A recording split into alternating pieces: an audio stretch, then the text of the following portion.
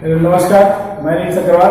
कक्षा 12 के सिलेबस में डे 72 में आ गए हैं और magnetic effects of electric current की बात कर रहे थे। उसमें हम एक टॉपिक चल रहा है अपना कि चुंबकीय क्षेत्र में आवेशित कण की गति। ये डे 70 में भी हमने किया था 2 दिन पहले। बीच में हमने प्रैक्टिकल क्लास रिकॉर्ड कर ली, तो ये टॉपिक अधूरा है अभी, जिसका आधा पार्ट हमने डे 70 में किया था। किसी ने नहीं देखे हैं तो पहले डे 70 आप जरूर देख लें, तो फिर आपको डे 72 समझ में आएगा, क्योंकि उसी का ही आधा पार्ट है ये।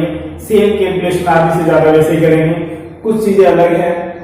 उसमें हमने बात करी थी कि पार्टिकल जो है वो 0 डिग्री पर एंटर करता है मैग्नेटिक फील्ड में, 90 डिग्री पर एंटर करता है और 180 डिग्री पर एंटर करता है। तो उसका जो मोशन है, उसका जो पाथ है वो किस तरह का होगा, उसकी जो वैल्यूज है, हमने time period, frequency, angular frequency, इन सारी बातों को सोल्व किया था और रिजल्ट्स हमने लिए थे। सेम कोई बात इसमें फिर हम करेंगे, लेकिन इसके अंदर कंडीशन हम एक अलग दे रहे हैं। केस थर्ड है वैसे ये, उसमें हमने 2 केस पढ़े थे। केस फर्स्ट में लिया था हमने 0 और 180 डिग्री है, तो उसके कोई बल कार्य करता नहीं है, क्योंकि एफ की वैल्यू 0 जाती है, पार्टिकल जैसे आ रहा है वैसे गति करता हुआ आगे निकल जाता है। केस सेकंड में हमने लिया था कि जब पार्टिकल जो है वो क्या करे, 90 डिग्री पर एंटर करे, तो उसमें मैक्सिमम फोर्स अप्लाई होता है, जिससे उसकी डायरेक्शन कंटिन्यू चेंज होती है और एक सर्कुलर पाथ वृत्ताकार पथ बन जाता है और पार्टिकल जो वृत्ताकार पथ पर निरंतर गति करता है।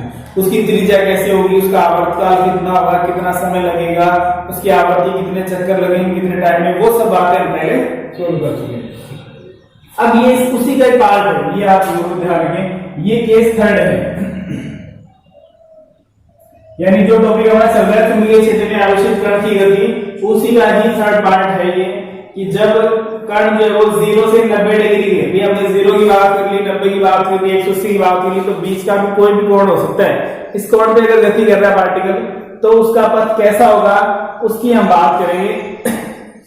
उसके लिए देखो, सबसे पहले तो एक कंडीशन समझना जरूरी है कि 0 से 90 के बीच में है, तो कैसे इसकी वैल्यूज कैसे लेंगे। फिर बात करेंगे इसका पथ कैसा होगा, फिर बात करेंगे कैलकुलेशन की। कैलकुलेशन सेम उसी तरह से है, कैलकुलेशन सेम उसी तरह से है। v जो हम F = QV sin थीटा लेते हैं, उसी के अकॉर्डिंग हम इसको सोल्व करेंगे। अब देखो कि जब कोई भी पार्टिकल जो है किसी एंगल पे मूव करता है, जैसे मैग्नेटिक फील्ड हमने लिया था, ये मैग्नेटिक फील्ड हमने परपेंडिकुलर में ले लिया, जो क्रॉस की फॉर्म में हम इसको शो करते हैं। यहां जो पार्टिकल है वो किसी एंगल पे एंटर कर रहा है, किस वे से, उसकी जो वेलोसिटी है वो है v। अगर इसको इस तरह से, ये इस तरह से अंदर की ओर है मैग्नेटिक फील्ड, इसके अकॉर्डिंग अगर देखें तो एंगल मान लेकर थीटा है। या इसको जरूर आप ध्यान रखें, इस तरह से नहीं, ये ऐसे है और इस मैग्नेटिक फील्ड जो इस तरह से, इसके साथ कोई कोण बन रहा है, वो कोण कितना है, थीटा है। अब ये वेलोसिटी जो थीटा एंगल पे है, इसके 2 कंपोनेंट हो जाएंगे। ये बात आप ध्यान रखिए, जब कभी भी ये लेवल के बहुत ज्यादा डिटेल से आ जाती है, कोई भी पार्टिकल किसी एंगल पे मूव करते हैं तो उसकी वेलोसिटी के 2 कंपोनेंट हो जाते हैं, हॉरिजॉन्टल और वर्टिकल। क्षैतिज घटक और ऊर्ध्वाधर घटक, 2 घटकों में विभाजित कर देते हैं। यानी सिंपल वे में हम ये समझ सकते हैं, किसी बॉल को अगर हम ऊपर फेंके बिल्कुल सीधा, तो वो सीधी जाएगी और सीधी आ जाएगी, तो यानी उसके अंदर हमारे हाथ से गई, हमारे हाथ में वापिस आ जाएगी। अगर डिस्टेंस, डिस्प्लेसमेंट गए, विस्थापन कितना है, तो 0 है, यानी जहां से गई थी बॉल वही वापस आ गई। अगर हम सीधी फेंके, बिल्कुल स्ट्रेट जानी चाहिए बॉल, बिल्कुल स्ट्रेट सीधी जानी चाहिए, तो इसमें केवल क्षैतिज गति है, इसमें हम ऊंचाई ज्ञात नहीं कर सकते।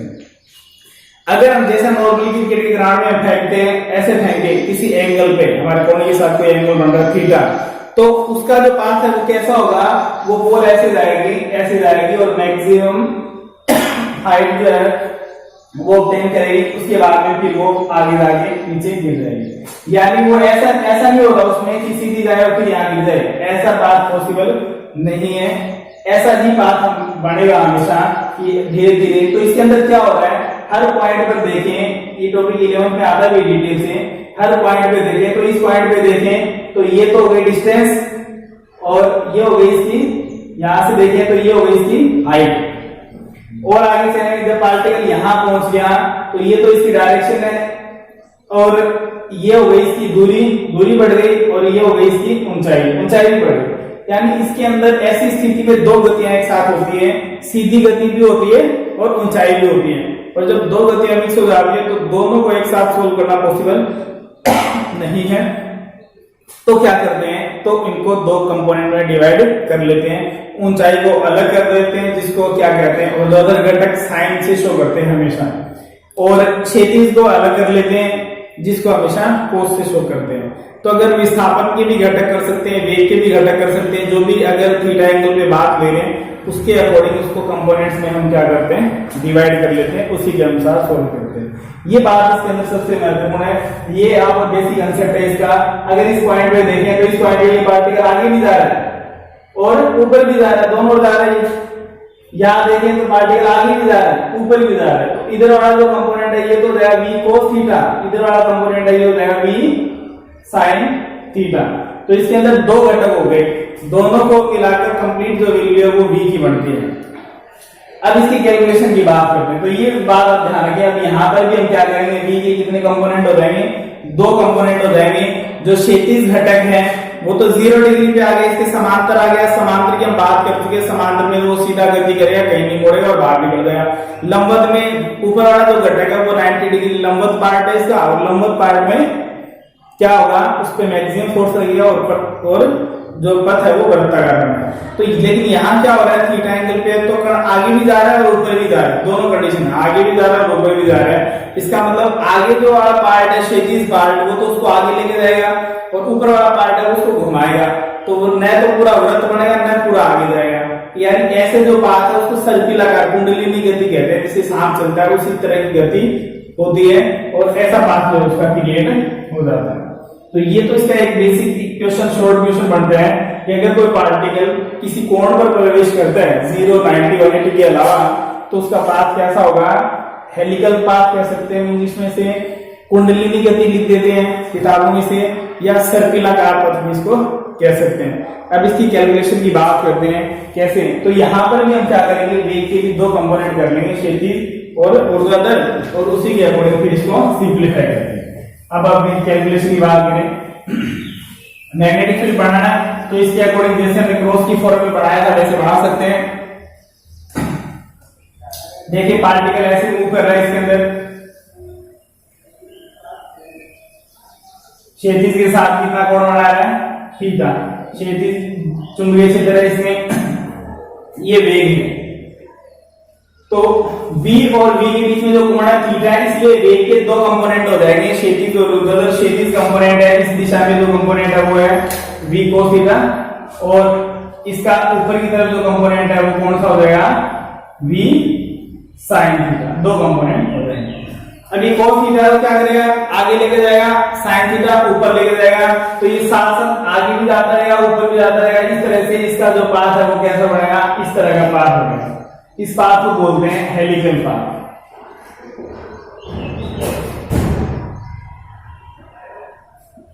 कुंडलिनी गति कहते हैं इसे, कुंडलिनी, या दूसरा वर्ड इसके लिए यूज करते हैं सर्पिलाकार पथ।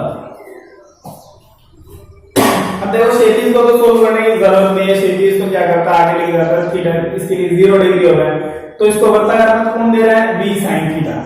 अब आपको क्या यूज करना है, इसके लंबवत घटक को हम सोल्व करेंगे, v की जगह क्या यूज करना है, v sin थीटा। यानी अब इस v का कोई काम नहीं है, इस v के दो टुकड़े हो गए हैं, फर्स्ट और सेकंड। फर्स्ट ये है और सेकंड ये है, फर्स्ट v cos थीटा है, सेकंड v sin थीटा। यानी अगर क्षैतिज की बात कर रहे हैं तो v नहीं लिखेंगे, वहां v की जगह हमेशा क्या लिखेंगे, v sin थीटा। ऊर्ध्वाधर की बात कर रहे हैं तो वहां v नहीं लिखेंगे, वहां लिखेंगे v sin थीटा। तो v sin theta v cos theta में इसको कन्वर्ट कर दिया। अब हम इसके लंबवत घटक की बात करते हैं, तो इसके ऊर्ध्वाधर घटक कह दो या लंबवत घटक कह दो। ऊर्ध्वाधर घटक के लिए v की जगह v sin थीटा यूज करेंगे। अब देखो ऊर्ध्वाधर घटक के लिए थीटा तो क्या है, थीटा तो 90 डिग्री है, ये दो बातें मिक्स नहीं करनी, ये ध्यान रखना। थीटा तो क्या है ऊर्ध्वाधर घटक के लिए 90 डिग्री, लेकिन v क्या है, v कौन सा घटक है ऊर्ध्वाधर का, v sin थीटा है। तो यहाँ v की जगह क्या यूज करेंगे, v की जगह यूज करेंगे v sin थीटा। ये थीटा अलग है और ये sin थीटा अलग। sin थीटा जो है कंपोनेंट है, ये बात ध्यान रखना। यहाँ v sin थीटा क्या है, इसमें 90 डिग्री नहीं रखना है। v sin थीटा क्या है, ऊर्ध्वाधर घटक है इसका, किसका, वेग का। अब ये आगे f इज इक्वल टू क्या होता है, q, v की जगह रखना है आपको v sin थीटा। तो आपको केवल इतनी बात ध्यान रखनी है कि जहां पर v ले रहे हैं, जब हमने कंपोनेंट में डिवाइड कर लिया है, तो v की जगह आपको v नहीं रखना है, v की जगह v sin थीटा रखना है। q v b v ऐसा कैसा, फिर आएगा sin थीटा। तो ये sin 90 है, ये बात ध्यान रखना। तो ये 90 sin 90 हो गया। f इज इक्वल टू क्या आ गया, q v sin theta into b, समीकरण नंबर 1। अब दूसरा, हमने इसके दो टुकड़े कर लिए। क्षैतिज की बात हम बाद में कर लेंगे। क्षैतिज में तो क्या होगा, कण सीधी दूरी गएगा, कितनी दूरी तक जाता है, इसको इसकी पिच कहते हैं, बाद में बात करेंगे।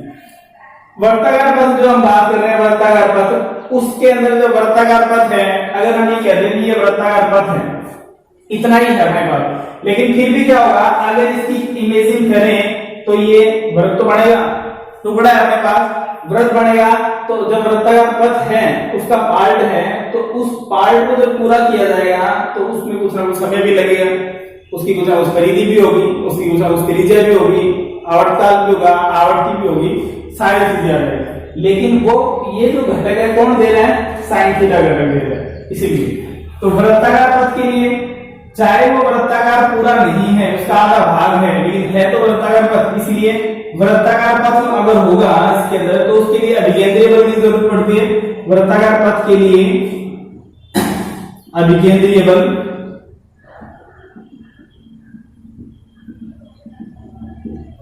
F is equal to m, v की जगह क्या रखोगे, v sin theta square upon r।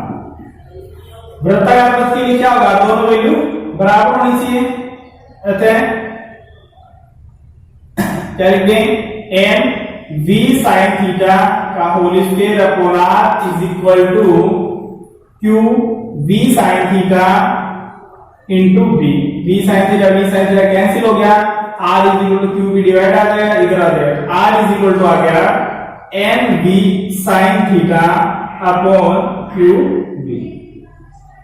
ये फर्स्ट इक्वेशन आ गई। अब सॉरी थर्ड इक्वेशन। अब इसके अंदर देख लो कि अब आगे की प्रोसेस सेम वैसे ही काम करेंगे इसके अंदर।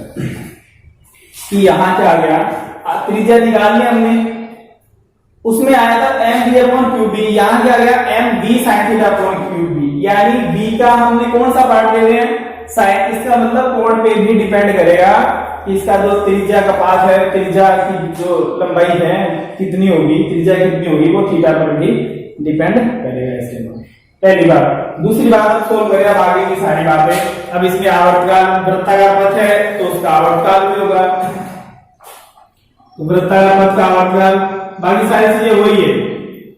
अगर इसलिए डे 70 क्लास हमने देख रखी है तो इसकी आवश्यकता नहीं है, इसके आगे का काम अपने आप किया जा सकता है। ये इसके बेसिक कंसेप्ट है। सबसे महत्वपूर्ण बात ये पूछी जाती है एक नंबर में, और बहुत बात पूछी जाती है कि इस स्थिति में जो कण है उसका पथ किस प्रकार का होगा, तो पथ किस प्रकार का होगा, केमिकल पाथ का। तो वृत्ताकार पथ के लिए आवर्तकाल t इज इक्वल टू क्या होगा, आवर्तकाल समय बराबर दूरी बटे 4।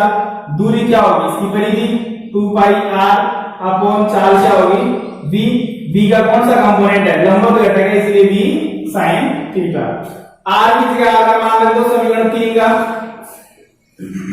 तो t इज इक्वल टू आ जाएगा 2 pi upon v sin theta multiply by r की जगह रख दोगे m v sin theta upon q v। v sin theta से v sin theta cancel out हो गया, t इज इक्वल टू आ गया 2 पाई m अपॉन q v। ये दे दें क्वेश्चन नंबर 4। तो आवर्तकाल वहां पर भी वेग पर निर्भर नहीं कर रहा था, यहां पर भी निर्भर नहीं कर रहा था। वहां पर भी रिजल्ट ये है 2 पाई m अपॉन q v, यानी चार्ज पे डिपेंड कर रहा है, मैग्नेटिक फील्ड पे डिपेंड कर रहा है, मास ऑफ पार्टिकल पे डिपेंड कर रहा है। तो ये सारी बातें कांस्टेंट है, इसलिए t टाइम पीरियड जो है वो कांस्टेंट है। फ्रीक्वेंसी बात करें, आवर्ती, ये सब चीजें हम निकाल चुके हैं, दोबारा करते हैं इसको और एक बार और करेंगे अगले टॉपिक में हमसे। इसलिए मैंने आपको पिछली क्लास में एक बात की थी कि अगर इसको आप ध्यान से समझ लेते हैं तो 3-4 टॉपिक क्लियर हो जाएंगे, सब कॉमन चीजें चलेंगी। तो 1/t रिवर्स कर दे इसका, तो n इज इक्वल टू क्या आ जाएगा, QB अपॉन 2πn। समीकरण नंबर दे दो इसको 5। आवर्ती बात की क्या निकाली हमने, कोणीय आवर्ती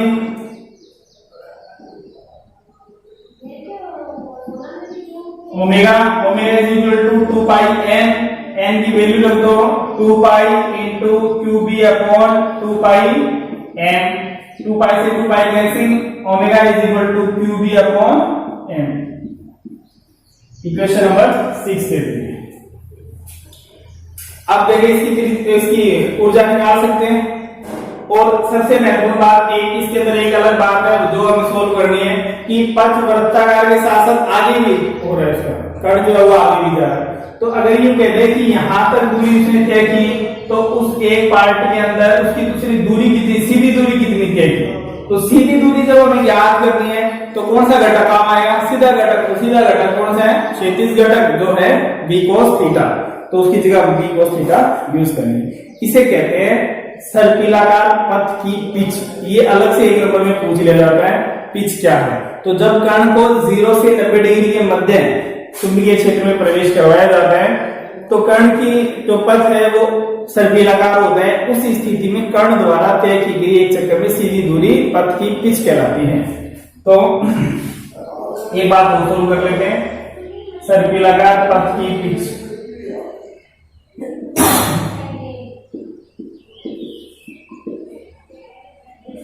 हिंदी में पिच कहते हैं इसको, इंग्लिश में पिच कहते हैं।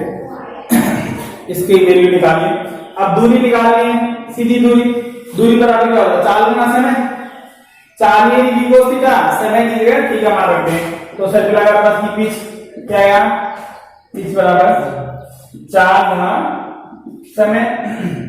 4 क्या काम आएगी, ये ध्यान रखना, b cos थीटा काम आएगा। समय क्या है, आवर्त काल का समय। इसकी परिभाषा क्या है, एक जो चक्कर होगा उसके दौरान तय की गई सीधी दूरी। मान रखते हैं b cos थीटा एक्सिस का मान निकाल करके अब वो पुट कर दें, ये पुट कर दें। तो पिच की जो वैल्यू है, पिच को s से या b से किसी से लिख दो, b cos थीटा और इसकी जगह रख देंगे 2πm अपॉन 2b। तो आप इसको ऐसे भी छोड़ सकते हो, 2πm b cos theta upon 2b, या इसको थोड़ा सा mv जो है वो p के बराबर हो रहा है संवेग, वो भी इसमें भी कन्वर्ट किया जा सकता है। तो ये अलग, एक तो 90 डिग्री वाले, देखो 0 डिग्री, 180 डिग्री, 90 डिग्री और बिटवीन 0 to 90 डिग्री, सबके अंदर पथ का एक कॉमन क्वेश्चन है। सबसे महत्वपूर्ण क्वेश्चन वही है कि उसमें ये पूछ लेते हैं कि इसका कण का जो पथ है वो किस प्रकार का होगा। तो 0 और 180 में तो क्या होगा, सीधा गति करेगा क्योंकि बल की वैल्यू 0 हो जाती है। 90 में अधिकतम लगेगा और उसका पथ जो है वो चेंज होता है, वृत्ताकार हो जाएगा। अब 0 और 180 के बीच की बात करें तो पथ कैसा होगा, क्षैतिज भी होगा साथ में वृत्ताकार भी होगा। तो रिजल्टेंट पाथ जो है वो कैसा होगा, हेलिकल पाथ होगा। एक तो शॉर्ट क्वेश्चन के सबसे महत्वपूर्ण बात है, ये आपको ध्यान रखना। दूसरा, ये न्यूमेरिकल में ये बातें यूज हो जाती है कि ये बातें न्यूमेरिकल के अंदर, तो न्यूमेरिकल के लिए महत्वपूर्ण चीज है ये। तीसरी बात, ये एक नंबर का इसके अंदर अलग से क्वेश्चन बनता है, सर्पिलाकार पथ की पिच को परिभाषित कीजिए, तो ये अलग से पूछ लेते हैं। तो ये जो टॉपिक है वो अपना अब कंप्लीट हुआ है। एक बार फिर आपको मैं बता देता हूँ, इसकी शुरुआत हमने डे 70 में की थी। अगर आपने नहीं देखा है तो डे 70 पहले देख लेंगे, तो ये आपको थोड़ा सा ज्यादा अच्छे से पता चलेगा, वरना थोड़े से दिक्कत हो सकती है समझने, तो क्या आ जाएगा। बाकी जो बातें हम नेक्स्ट क्लास में करेंगे, तब तक आप इसको रिवाइज करें और थोड़ा रिटन प्रैक्टिस जरूर करें। धन्यवाद।